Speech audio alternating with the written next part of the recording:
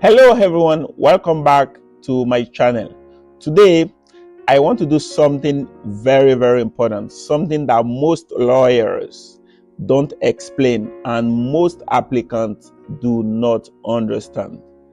I want to explain how USCIS officers actually think whenever they are adjudicating your EB1 or your EB2 petition. Not what the law says, not what Reddit guesses, but the psychology of the adjudicator, the human being sitting behind that desk that adjudicates your case. How do they think? What is their psychology? Because once you understand how officers think, you stop writing petitions to impress and you start writing petitions to get approved. And that distinction changes everything. Once you know how the examiner grades your script, it puts you at a vantage position to actually have a higher score in the exam. Who is a USCIS officer really? Now let's start here. A USCIS officer is not your enemy, but they are not your advocate either. Yeah, that is the truth. They are not your enemy, they are not your advocate, they are just neutral. They are bureaucrats, they are risk managers, they are file reviewers, and most importantly, they are decision makers who must justify every approval. It is very important because they must justify it. Every approval must survive the following things. Number one, it needs to survive internal audits. If they are auditing the approval, it needs to survive it.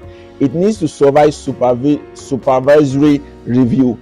It needs to survive appeal scrutiny, and sometimes needs to survive federal court review. So the officer's core fear is not, what if I deny someone good? That is not their core fear. The real fear of a USCIS officer is, what if I approve someone I can't defend? So put yourself in their shoes. What if you approve someone and then you can't defend a particular approval? That single fear shapes everything USCIS officers do. So a USCIS officer would rather err on the side of caution than to err on the side of someone that should not be approved. So what is their mental checklist whenever they are reviewing a petition? When a USCIS officer opens your file, they are not emotionally invested in your journey. You need to understand that. Your sacrifices or your dreams, how many months you spent writing the petition. They are asking three silent questions. The first question they are asking is this approvable under the regulations? Number two, is the evidence clean, consistent, and defensible? And number three, can I justify this approval if someone else reviews my work? That is it. So you need to make that work easier for them. So when people submit petitions full of emotional language, exaggerated claims, or loosely connected exhibits, the officer does not think, wow, this person is passionate. Wow, this person is so good. Wow, this person has given me a lot of documents to work with. Wow, this person has given me a lot of exhibits. No, that's not what they are thinking. This is what they are thinking. They are thinking this file is risky. Yes. So your job as a beneficiary or a petitioner is to make their work easier, is to make your case easily approvable. So why do USCIS officers default to skepticism? Many applicants take RFEs personally. No. A RFE is a request for evidence. So most times applicants think the officer does not like me. No. This is not personal. The officer wants additional evidence to adjudicate your case. You see, officers are trained to assume skepticism by default. Yes, the burden of proof is on the applicant. Why? Because immigration law is built on fraud prevention. Fraud prevention. So they want to ensure that the right people get approved. So officers are taught not to infer, not to assume, not to connect dots for you. Yes, that is very important. So you do the connecting of the dots. If something is not explicitly documented, it does not exist. They will not connect the dot for you. If something is not clearly explained, it is not persuasive. So the burden of proof is on you. This is why brilliant people get denied.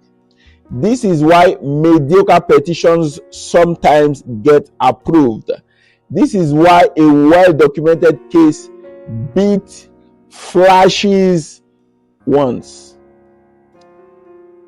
So now let's talk about the step 1 of EB1 versus the final merit determination, which is one of the biggest confusion as far as applicants and petitioners are concerned. Now listen very carefully.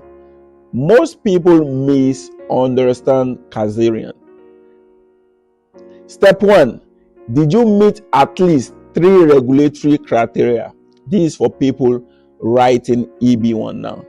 Now step 2, do you demonstrate sustained acclaim and your top of the field standing? And remember, the acclaim could be national or international. You can claim sustained national acclaim or sustained international acclaim. Passing step 1 does not mean you should be approved. No, as far as EB1 is concerned. Officers often say, yes, you met 4 or 5 criteria, but the totality of the evidence does not establish extraordinary ability. Remember, the proof of burden is on you, the applicant. Why? Because step 2 is where psychology matters most. At final merit, the officer is asking, when I step back, does this person clearly stand out from their peers? Not are they good, or are they competent, or are they promising? So these are few questions that the officers ask, and you need to ensure that you answer such questions. But this is what the officer thinks about. Are they among the small percentage of people at the top of their field? Do they have sustained acclaim, sustained national or international acclaim? Not a 1-year acclaim, a 6-month acclaim, not an acclaim or a recognition that just happened in the past that was temporary. So why petitions failed at final merit determination? Most petitions failed final merit because they do one of these 3 things. Number 1, the first mistake that applicants make is that they list evidence instead of telling a story, instead of writing a compelling narrative. Officers don't assemble narratives for you. The officers, USCIS officers, will not connect the dot for you. You do the connecting. You do the connection. Number 2, the second mistake is they confuse activity with impact. Being busy is not same as being influential or being impactful. The third mistake petitioners make is that they rely on titles instead of outcomes. Director, lead, or senior means nothing without measurable effects. At final merit, officers are looking at the following. Number 1, they are looking out for continuity. Number 2, they are looking out for progression. Number 3, they are looking out for external validation. Number 4, they are looking out for independent recognition. And number 5, they are looking out for peer level distinction. So then the question is, what is the officer's favorite petition style? Here is what USCIS officers love, even if they never say it, based on my experience. They love petitions that are logically organized. This is based on my experience and reviewing so many petitions. They love petitions that anticipate doubt. USCIS officers love petitions that answer questions before they even arise.